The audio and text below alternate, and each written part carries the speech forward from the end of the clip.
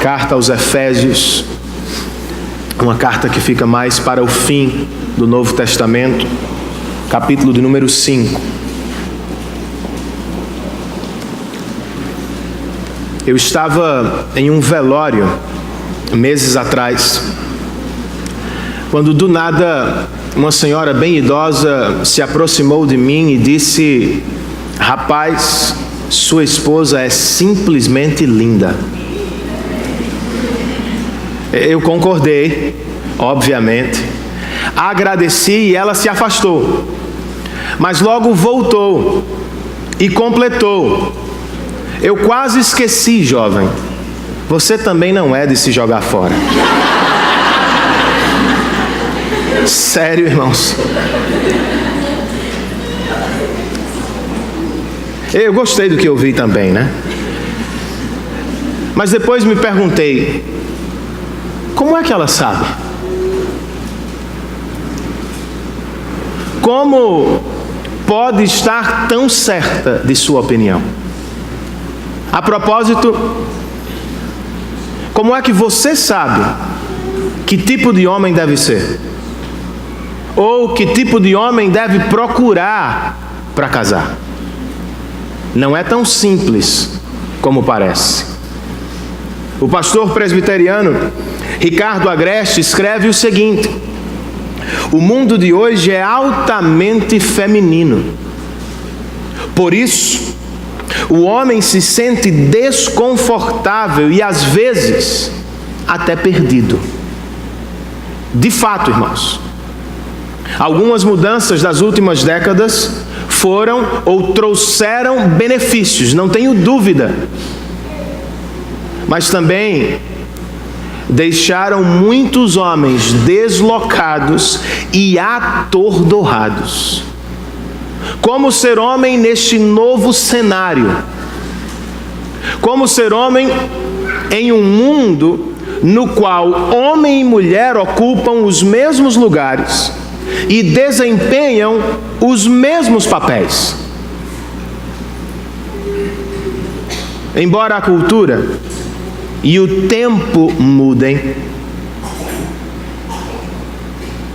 a Bíblia continua sendo, irmãos, no tocante a tudo, a nossa única regra de fé e prática.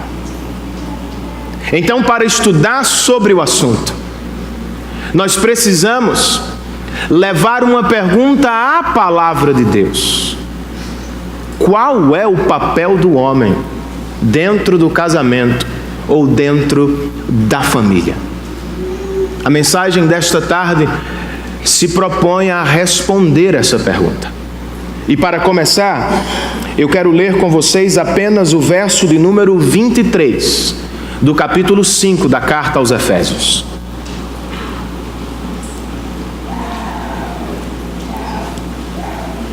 O texto inspirado por Deus nos diz assim: pois o marido é o cabeça da mulher, como também Cristo é o cabeça da igreja. Vamos orar? Senhor, eu quero te dar graças pelo privilégio que temos de cultuar o teu santo nome em comunidade.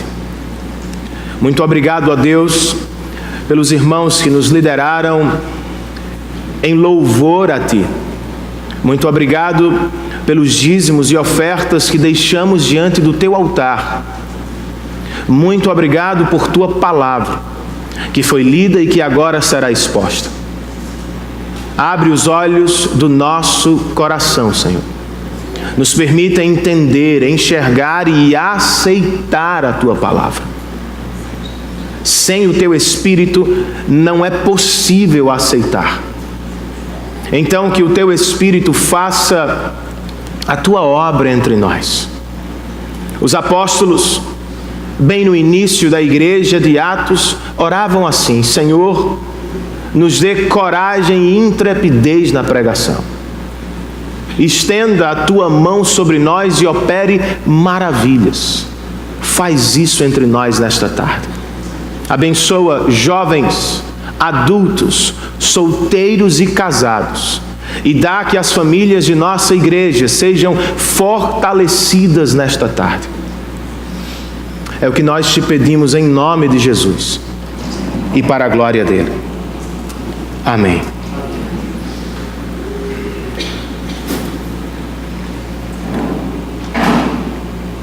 Falando acerca do papel do homem no casamento, o que fica claro a partir do texto que acabamos de ler é que ele, o homem, deve ser o cabeça da mulher. Isso significa, em outras palavras, que o homem foi feito para ser o líder de seu casamento, o líder de sua família. E é aqui que encontramos muita resistência feminina nos nossos dias. E sinceramente eu não culpo o movimento feminista dos anos 70 ou 80. Eu acho que a culpa é muito mais dos homens, que à época deram um retrato horrível às suas esposas do que era liderança masculina. Na verdade, homens e mulheres, sem o Evangelho, sem a revelação de Deus, vão em busca de modelos humanos, finitos, passageiros e falhos. E por isso causam muitos problemas. Qual é a solução, irmãos?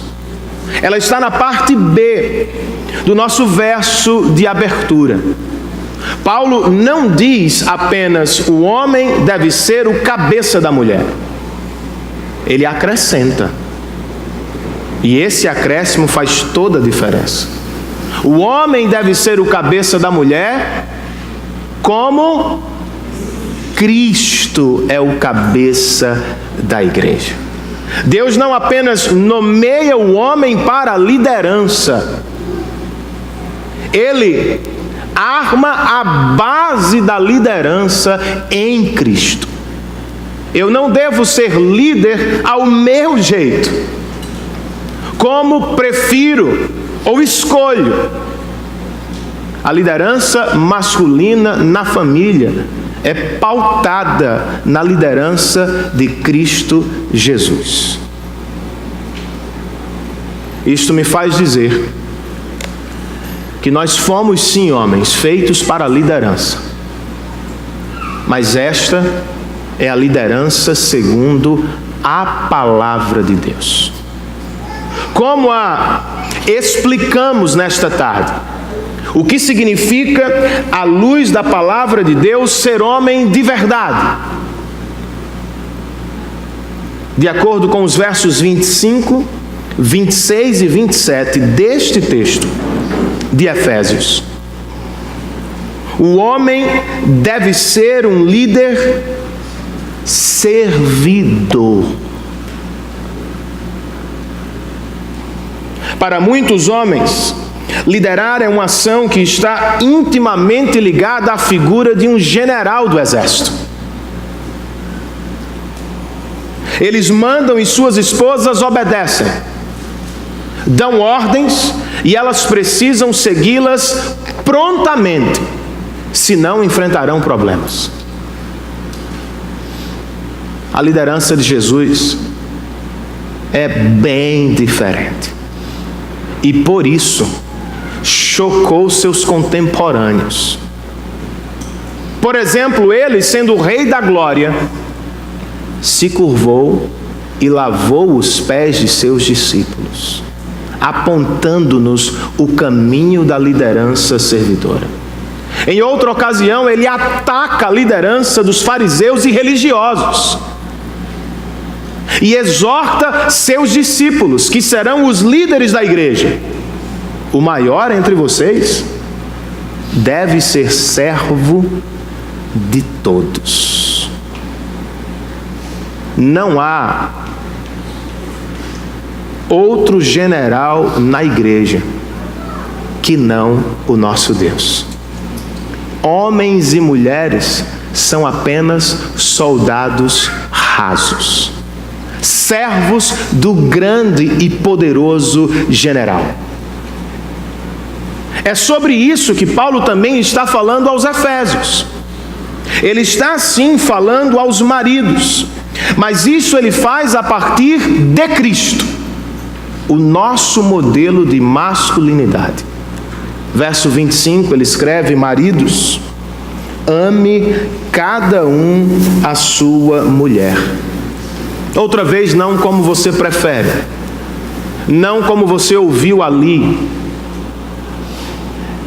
como Cristo amou a igreja e entregou-se por ela. Eu quero fazer algumas observações sobre este verso. Primeira delas, a salvação não foi um projeto da igreja, foi um plano de Deus. Jesus não ficou esperando nos céus a igreja, ele tomou a iniciativa de encontrá-la para salvá-la. Outra observação: ele mudou o rumo ou o fluxo da liderança. De acordo com ele, líder não é aquele que manda e espera. Líder é aquele que toma a iniciativa e serve. Mas por que ele o fez? Porque deitou sua vida no Calvário para servir uma igreja que estava antes dele perdida. Nas palavras de Paulo, Cristo se entregou por amor. Contudo, não foi amor romântico, irmãos.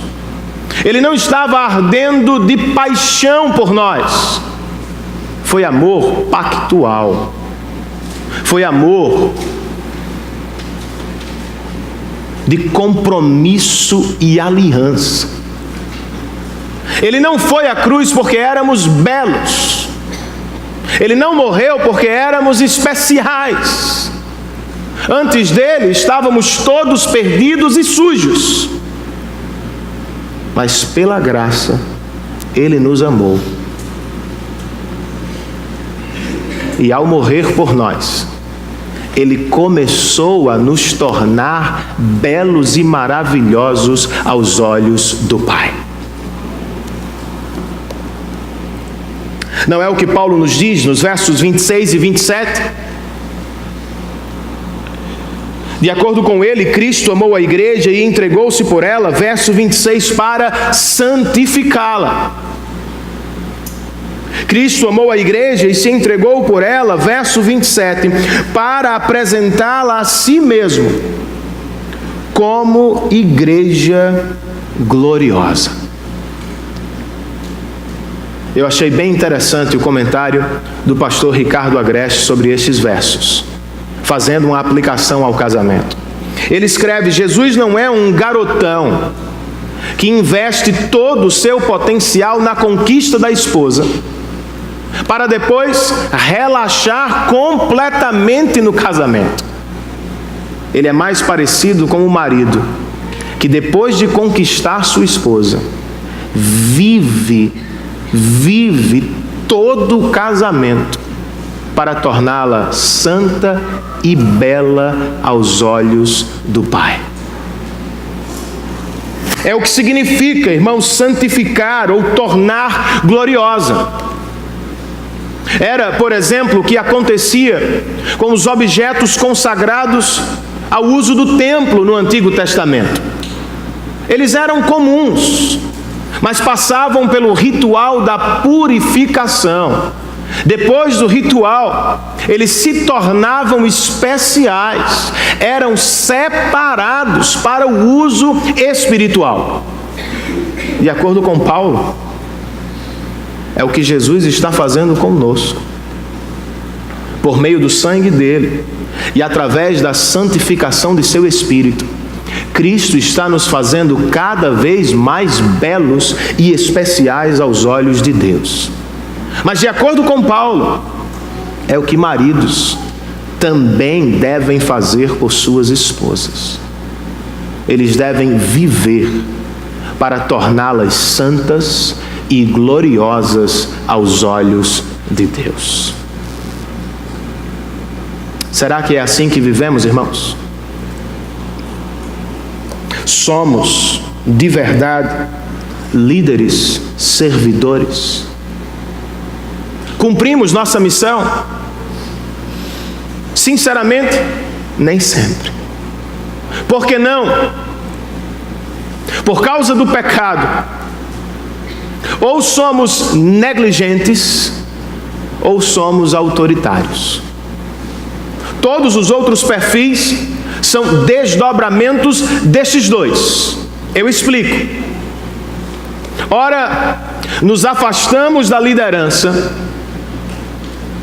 e deixamos na mão das nossas esposas todo o trabalho, toda a responsabilidade por nosso lar.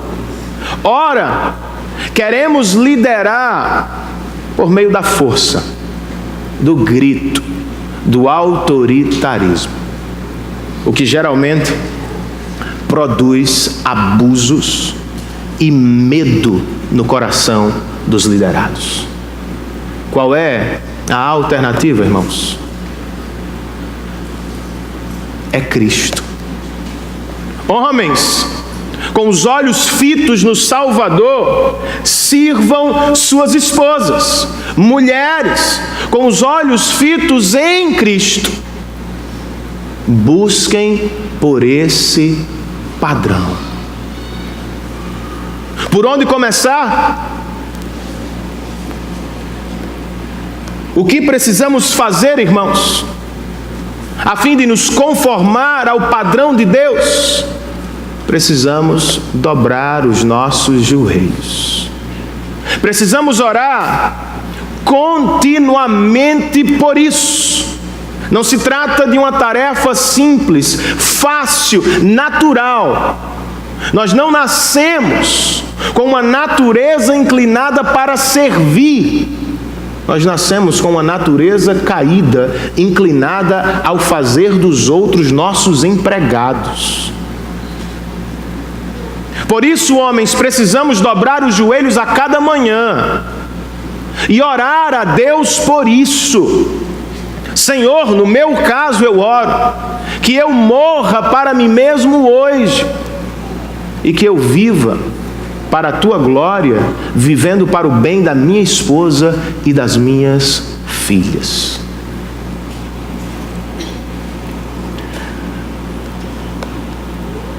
Anos atrás eu recebi um jovem no gabinete bem confuso, mas também bastante sincero. Em dado momento da conversa ele disse: Renan, eu não me sinto pronto para o casamento. Eu não consigo ser o que Deus espera de mim como homem. O que é que você acha que eu falei ou fiz? Para os mais legalistas, eu não o exortei. Eu não o diminuí por isso. Na verdade, eu o parabenizei. De fato, esta tarefa ou esta missão não pode ser realizada sem oração. Eu disse para aquele jovem: você está começando muito bem. Reconheça sua limitação, dobre os seus joelhos e clame pela ajuda do Senhor. Agora, além de orar, irmãos, nós também precisamos tomar uma decisão, segundo esse texto. Precisamos decidir amar os nossos filhos e as nossas esposas como Cristo nos amou. E percebam algo, eu não estou falando de sentimentos, nem Paulo está. Porque nós não temos controle sobre os sentimentos o tempo todo. Eles são circunstanciais. Eles sobem e descem, eles vêm e vão. Nós não podemos mandar no coração o tempo inteiro.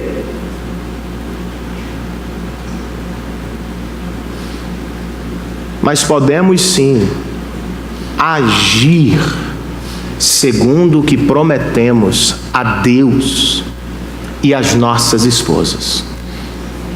Nós podemos e devemos assumir o compromisso de praticar o amor a cada dia para o bem da nossa família.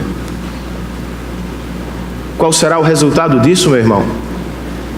Segundo Paulo, as nossas esposas não vão se tornar piores. Ao contrário, elas se tornarão melhores. Se forem alvo do nosso amor sacrificial e servidor, as nossas esposas não vão ficar mais chatas ou mais feias.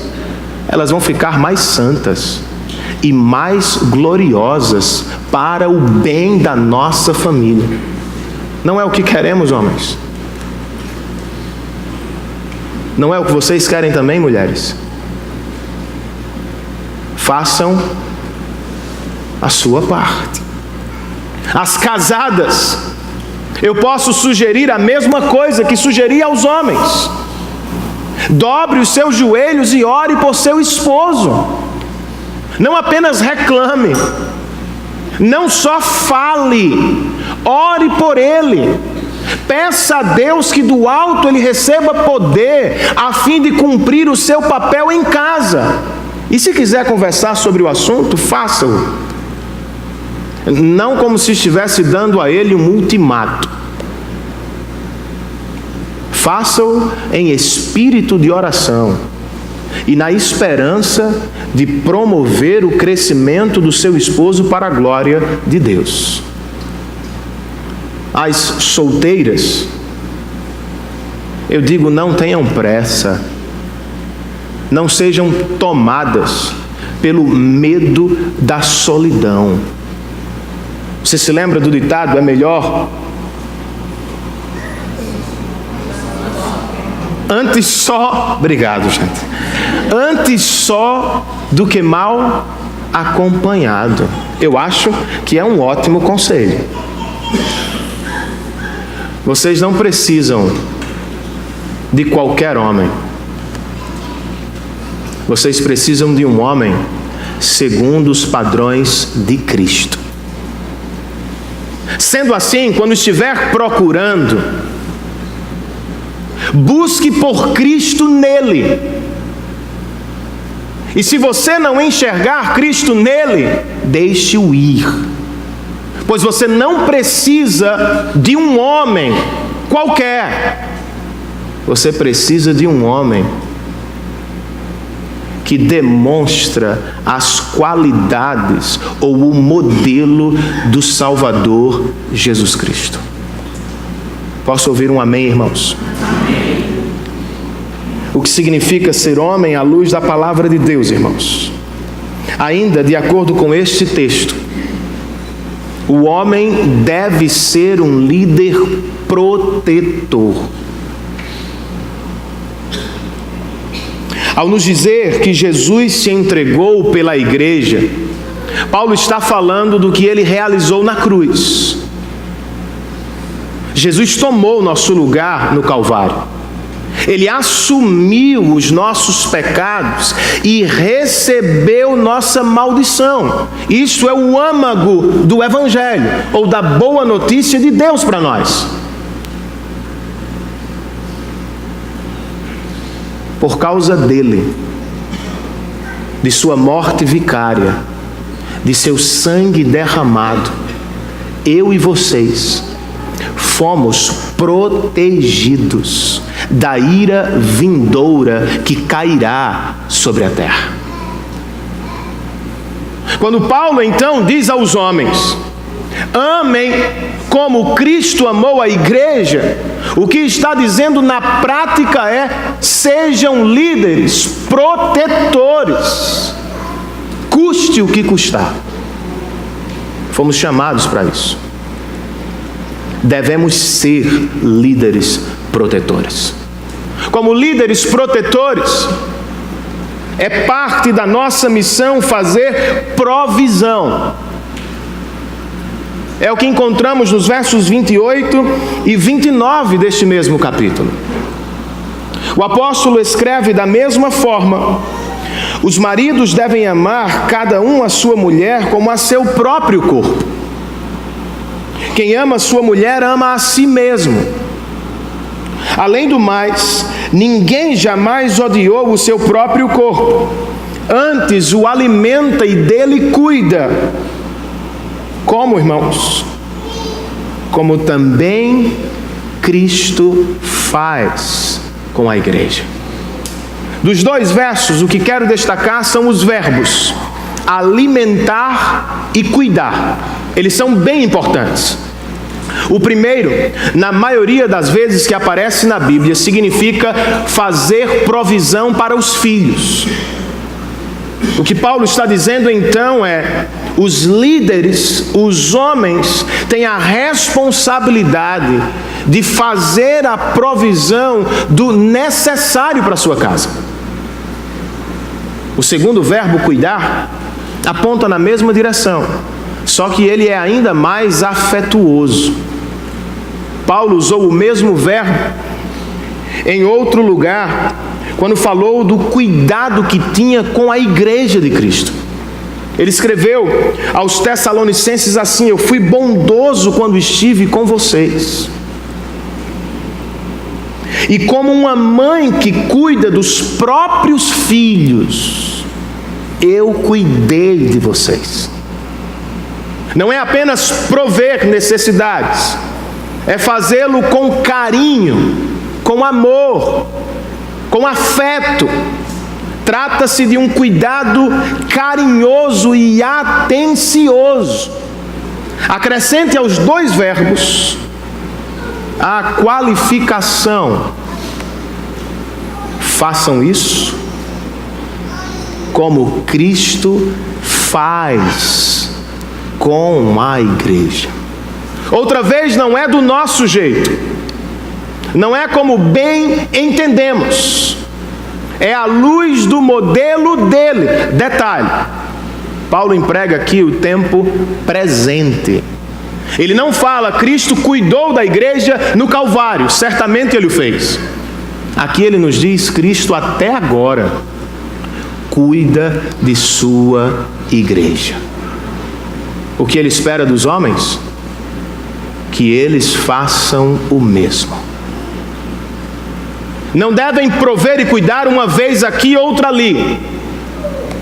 Não podem fazê-lo de vez em quando, como Cristo. Os homens devem cuidar e proteger sempre. A pergunta é: como fazemos isso na prática, irmãos?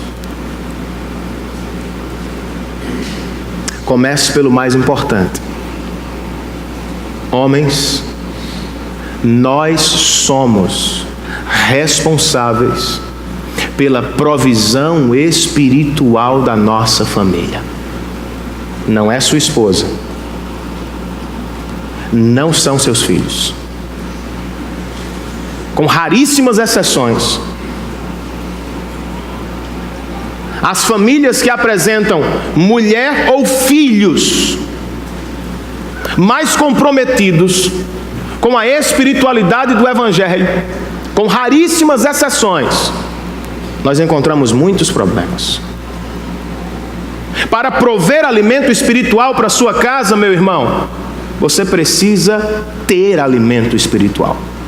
Isso significa que o homem, mais do que a mulher, mais do que seus filhos, estudará a Bíblia com diligência, regularmente, com o objetivo de conhecer o alimento e de alcançá-lo, a fim de ter para dar. Depois, ele vai reunir a família para repartir. Não deixe isso nas mãos da sua esposa. Não exija isso dos seus filhos. Tome a iniciativa de separar um tempo, um espaço durante o dia para ler e orar com a sua casa. Na última mensagem nós vamos gastar um bom tempo falando sobre o culto doméstico. Mas por agora, irmãos, precisamos lembrar que isso é sério. E que isso cabe ao homem. Outra maneira de prover espiritualmente para a sua casa: leve este dia a sério. Valorize-o, destaque-o dentre os outros. Ensine a sua família que este dia é o mais importante da semana. E não apenas com discurso, com prática. Prepare-se. Não negocie. Venha e traga-os ao culto público. Eu conversava com alguns jovens, acho que durante essa semana passada, sobre o assunto. E eu disse a eles na ocasião: olha, se eu ficasse em casa num domingo, eu não saberia o que fazer. Porque os meus pais, às vezes me levaram, às vezes me arrastaram à igreja durante todo o tempo em que eu vivi com eles. Sabe o que aconteceu, irmãos? Pela graça de Deus, quando eles me soltaram no casamento, eu só conhecia o mesmo caminho da igreja. Cumpriu-se o provérbio bíblico: ensina a criança no caminho em que ela deve andar, e quando crescer, não se desviará. Valorize este dia. Ele será uma bênção para você e ele será uma bênção para a sua família. Além disso, irmãos, nós precisamos fazer provisão material.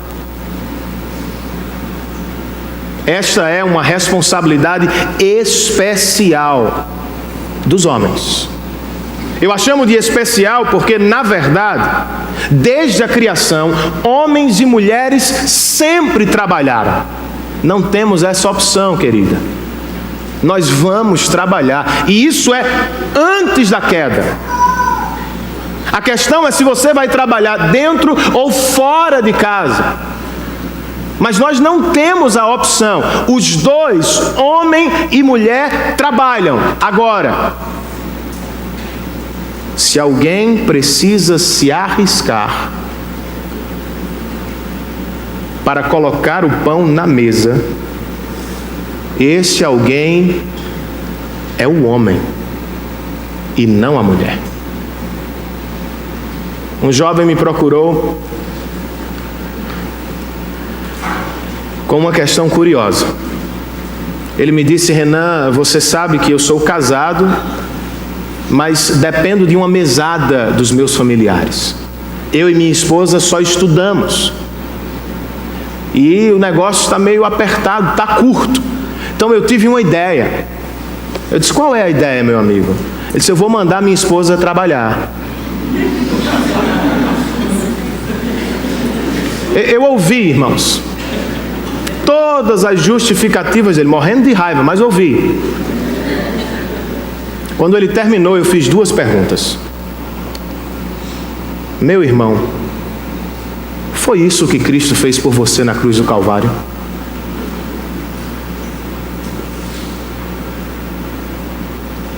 Foi o que ele fez com a igreja, irmãos?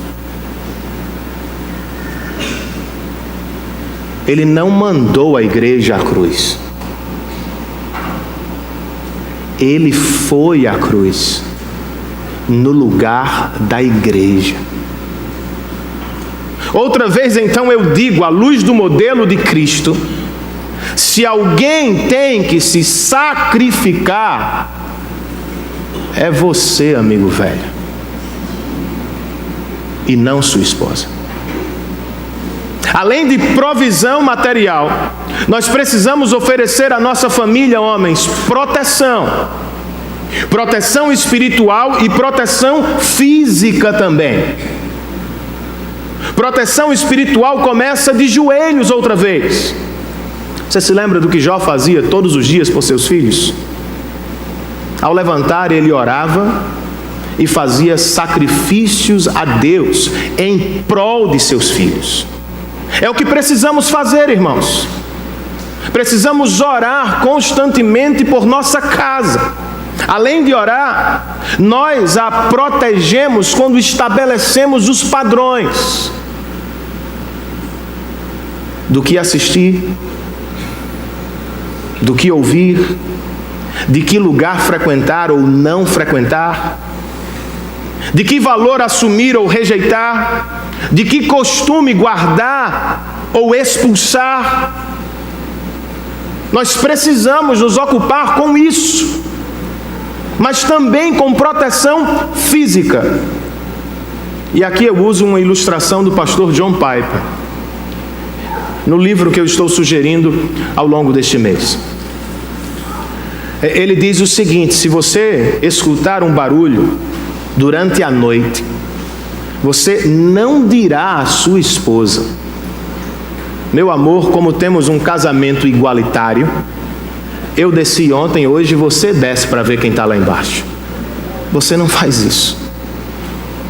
Como homem, você desce as escadas, você se arrisca, você toma a iniciativa. Ela pode ser faixa preta de MMA.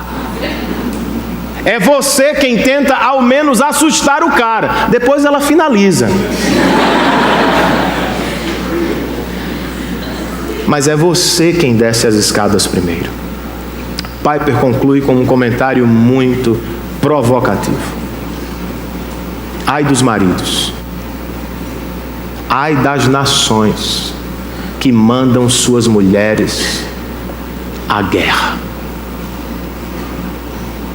Você achou que era um privilégio ser cabeça? Talvez tenha algum privilégio, mas antes disso é uma responsabilidade. Trabalho árduo, às vezes extremamente perigoso, mas se Deus nos chamou para tal missão, Ele nos capacitará para a glória de seu nome. Por fim, irmãos, não mais segundo o texto de Paulo aos Efésios, mas agora, de acordo com o apóstolo Pedro, em sua primeira carta, ser homem à luz da palavra de Deus é ser líder, e líder sábio. É o que encontramos no capítulo 3 da primeira carta do apóstolo Pedro. O verso de número 7 é o único que vou ler. Ele registra o seguinte: do mesmo modo, vocês, maridos, sejam sábios no convívio com suas mulheres e tratem-nas com honra, como parte mais frágil e como co-herdeiras do dom da graça da vida, de forma que não sejam interrompidas suas orações. Vamos quebrar o verso. Inicialmente o apóstolo nos oferece uma exortação.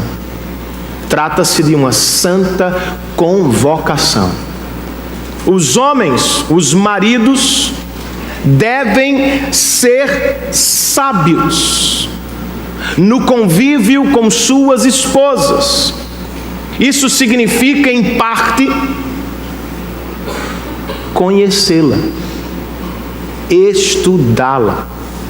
Significa também conhecer o papel que Deus nos deu e viver de acordo com ele. John Knox foi o grande reformador presbiteriano da Escócia.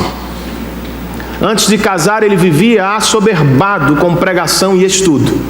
Depois de casar, ele disse: eu não posso estudar apenas para preparar sermões. Agora eu devo estudar para cuidar e amar minha esposa. É o que precisamos fazer, irmãos. De maneira prática, ou de acordo com este texto, ser sábio é tratar nossas esposas com honra, distinção, valor é tê-las em alta estima. Fomos chamados para isso. Por quê? Este texto nos oferece duas respostas imediatas. Uma que vem da criação e a outra que vem da redenção. Nós devemos honrar nossas esposas, porque Deus as fez como a parte mais frágil do casamento. Foi assim que Deus criou homem e mulher. Interessante, eu ouvi hoje que um diretor da Google foi despedido por fazer esse comentário na Google. Perguntaram a ele por que ele não tinha mais mulheres na liderança da Google, e ele falou da ordem da criação. Os camaradas botaram ele para fora. Mas ninguém fala das Olimpíadas. Você já viu homem e mulher competindo nas Olimpíadas entre si? Talvez tenha um ou outro esporte, mas não tem muitos esportes. Eu acho que poderiam competir no salto ornamental, né? Não tem muito o que fazer a não ser, sei lá, rodar. Tem alguém aqui que pratica, né? Acho que o homem e a mulher podem fazer aquilo, mas eles podem brigar, lutar um com o outro? Não tem como, irmãos. Não é porque nós escolhemos ser assim. Não é porque simplesmente evoluímos para isso ou aquilo. Deus, de maneira sábia, nos criou diferentes, porque elas são a parte mais frágil. Aos homens cabe o trabalho de cuidar delas com atenção. Por que devemos honrá-las ou tê-las em alta estima? A segunda razão vem da redenção, e para mim ela é ainda mais importante.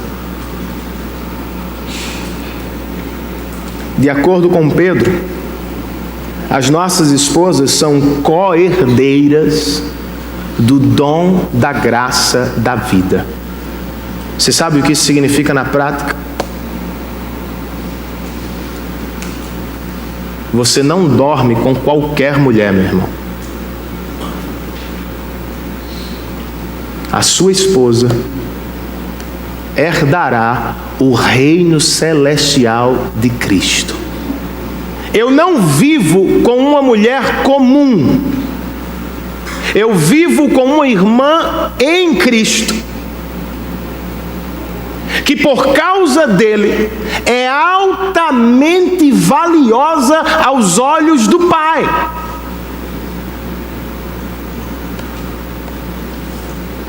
E se não procedermos como devemos, teremos problemas, obviamente. Talvez o mais importante deles esteja aqui, ao final do verso 7. Façam tudo isso, escreve Pedro, de forma que não sejam interrompidas as suas orações. Os comentaristas não são unânimes quanto ao significado deste texto, então eu não vou me arriscar. Mas todos eles concordam em algo. Uma vida sem sabedoria no casamento atrapalha nossa vida devocional com Deus. Uma vida sem sabedoria no casamento atrapalha nossa vida de oração. A propósito, como anda, meu irmão, sua vida de oração? Como anda, casal, sua vida de oração? Um dos melhores termômetros, medidores do casamento, não é quantas vezes vocês jantam fora, é quantas vezes vocês oram juntos. Se há pouca oração, individual ou coletiva, a probabilidade é que estejamos em problemas também de casamento. Quer resolver alguns deles? Quem sabe todos eles? Pode sair, jantar fora, viajar, ajuda. Não resolve plenamente. Quer resolvê-los? Dobre os joelhos e estenda a mão para o seu cônjuge. Chame-o para a oração também. A oração, irmãos, é uma atividade extremamente humilhante e didática. Quando dobramos os joelhos, dobramos porque não temos tudo, porque não somos tudo. Confessamos de joelhos, precisamos do Senhor. Quando dobramos os joelhos, nós somos lembrados da nossa condição inicial de pecadores caídos. Geralmente comigo funciona assim: eu estou me sentindo tal, tenho a razão. Quando eu dobro os joelhos, eu me dou conta, talvez eu seja o pecador ou o maior pecador deste relacionamento. Ao mesmo tempo, quando dobro os joelhos, irmãos, eu me lembro do meu Salvador. Ele pode salvar os nossos casamentos também. Eu fui impactado ao longo da semana enquanto preparava esse sermão e me deparei com um sermão de John Piper, um dos pastores que mais amo, vocês sabem. Em dado momento da pregação, ele falou de púlpito que passou semanas com sérios problemas em seu casamento. Ele confessou publicamente que passou dias sem conseguir dirigir palavras à sua esposa. Um homem de Deus. Mas ele também disse: a única coisa que fizemos juntos durante dias foi dobrar os joelhos e orar a Deus. Eu pedia: Senhor, me faça como tu queres. Minha esposa Noel fazia a mesma petição, que eu seja mulher como tu queres. Faz isso. Os dois oravam para o louvor da tua glória e para a alegria da nossa família.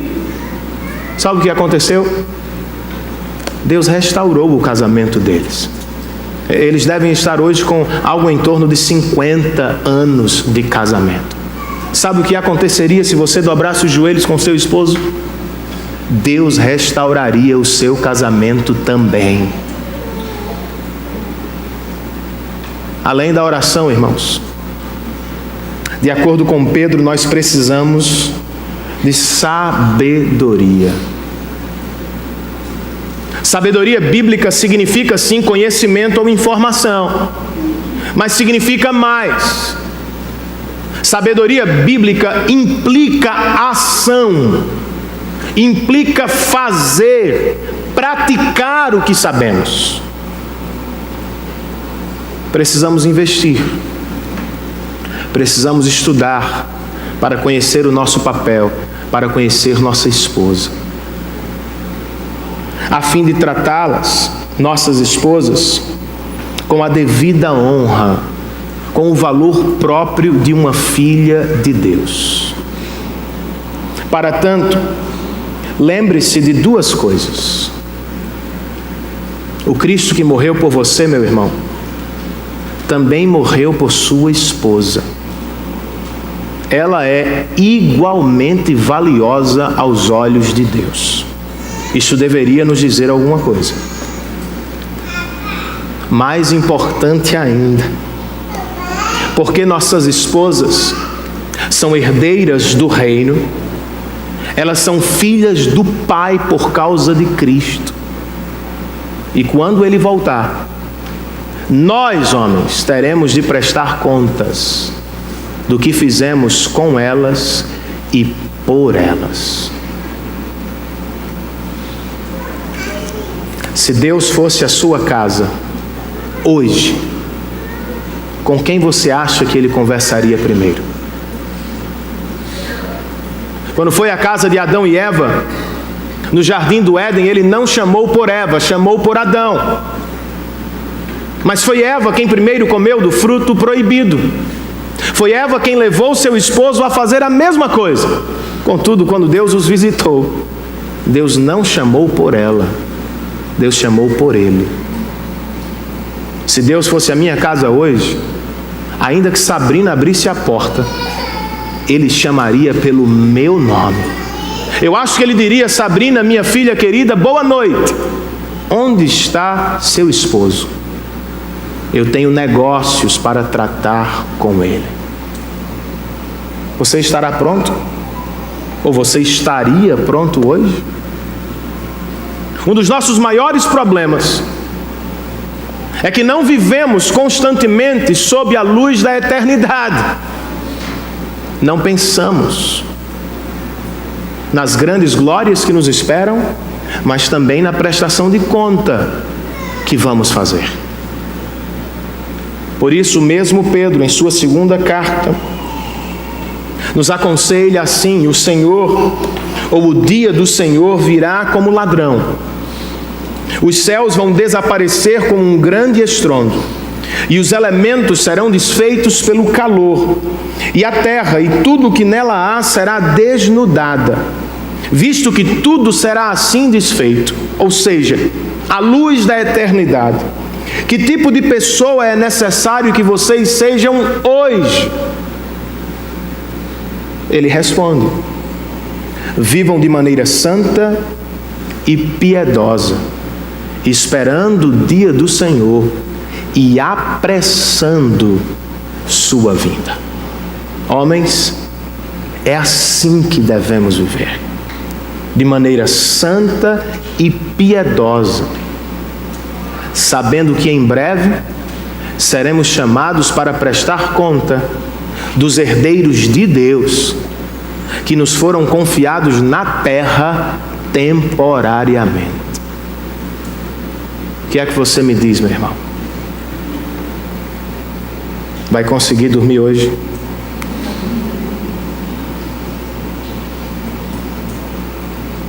Se sente aquém do padrão de Deus?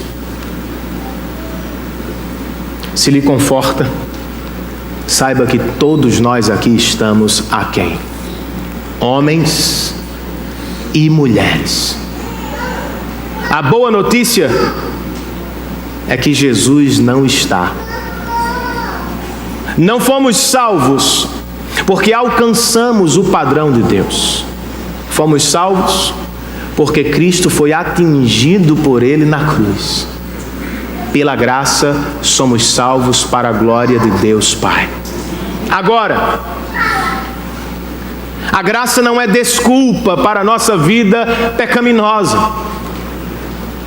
pois o mesmo Cristo que nos salvou, antes de voltar ao Pai, nos prometeu: esperem em Jerusalém, até que do alto vocês recebam poder, a fim de serem minhas testemunhas em Jerusalém, Judeia, Samaria e até os confins da terra.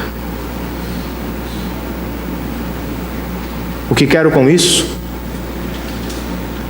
Cristo tem poder para nos capacitar, a fim de que cumpramos sua vontade também no meio da nossa família. Mas você está aquém? Se arrependa hoje e ore ao Senhor por poder do alto, e saia daqui decidido a lutar pela glória de Deus, lutando pelo bem da sua casa. Eu assisti um filme na última segunda com Sabrina, chamado Dunkirk. Eu sei que Anderson assistiu e gostou muito. Em português eu acho que ele se chama Dunkerque. Retrata o resgate dos soldados ingleses que ficaram encurralados em uma praia francesa durante a Segunda Guerra. Ao todo eram 400 mil soldados. O exército inglês só podia salvar 30 mil. Churchill, o ministro de guerra da Inglaterra, convocou os civis, sem armas nas mãos, Eles lideraram seus barcos de pesca e de passeio. E ao final, irmãos, eles salvaram 300.000 soldados. Eu achei aquilo impressionante. Eles não tinham armas ou treinamento, só tinham barcos e coragem. Não precisamos de tudo, irmãos. Precisamos de Deus e de coragem para cumprir sua vontade. Volte para casa hoje decidido a servir sua esposa e seus filhos, a liderá-los com proteção e sabedoria, certo de que Deus lhe dará o que você precisa para cumprir essa missão.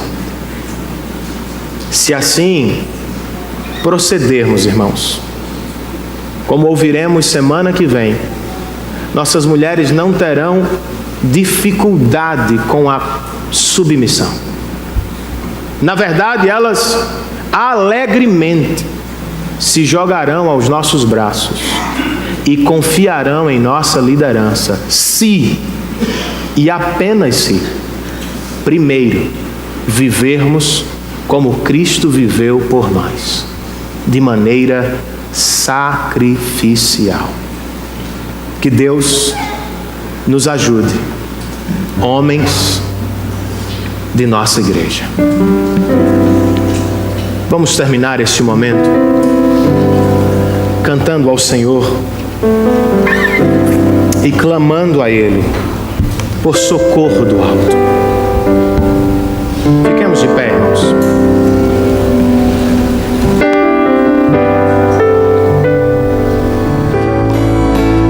Senhor, nós confessamos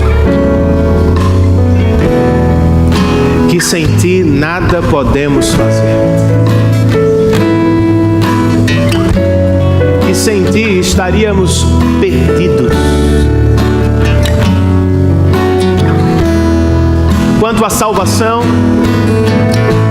quanto ao conhecimento da Tua glória e quanto à Tua vontade para as nossas famílias.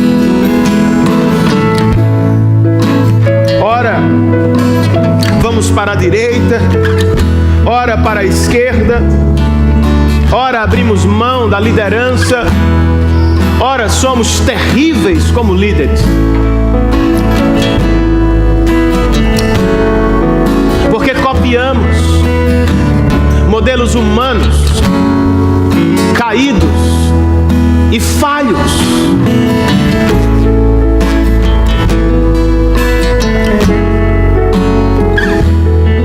Por Tua misericórdia, Senhor, e para o louvor do Teu nome,